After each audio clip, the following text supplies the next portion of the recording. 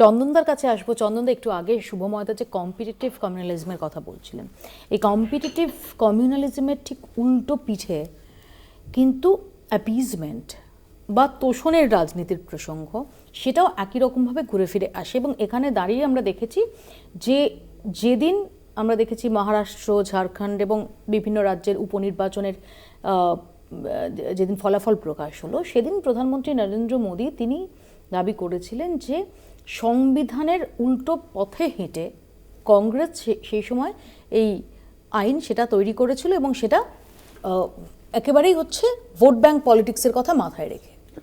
মৌপিয়া, আমরা এখানে যে আলোচনা করছি, আমি সম্ভবত এটা বোধহয় পঞ্চমবারই আলোচনা করছি, মানে ইনফ্যাক্ট আমি তোমার সাথে না, তোমার টেবিলে প্রতিটা মুহূর্তে ডিফারেন্ট কনটেক্সট এসছে, কিন্তু উত্তরগুলো একই। আমার যেটা মনে হচ্ছে বারবার নীললোহিতের দিক শূন্যপুরের যে ইন্ডিকেশনটা শুভময়দা দিলেন, এই দিক শূন্যপুরের দিকে পশ্চিমবাংলায় যে রাজনৈতিক সমীকরণ সেটাও একটা দিক শূন্যপুর, আর প্রধানমন্ত্রীর বক্তব্য শুরু থেকেই ওই দিক শূন্যপুরের নিদর্শন। আমি কেন বলি তোমাকে, 1954 সালে যখন বিলটা টেবিল হয়, বিল একটা হয় 64 সালে। আচ্ছা, 10টা বছর, ওই 10টা বছরের ইতিহাস মানুষ মনে রাখুক না, যেখানে কংগ্রেস প্রার্থী তার সিম্বল নিয়ে দাঁড়ালে সে সিম্বল জিতত, কংগ্রেস প্রার্থীর চেষ্টা করলেও হারতে পারতেন না।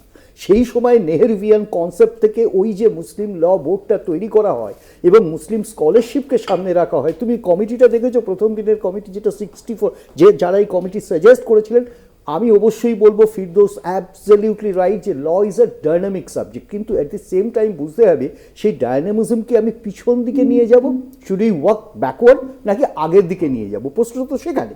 এখন সব থেকে বড় প্রশ্ন, তুমি যেখানে এটা করলে, ইনফ্যাক্ট আরও বড় বৃহত্তর প্রশ্নটা হচ্ছে যে আমরা যেখানে একটা ডাইমেনশন তৈরি করছি, সেটা কে, কারা, কিভাবে?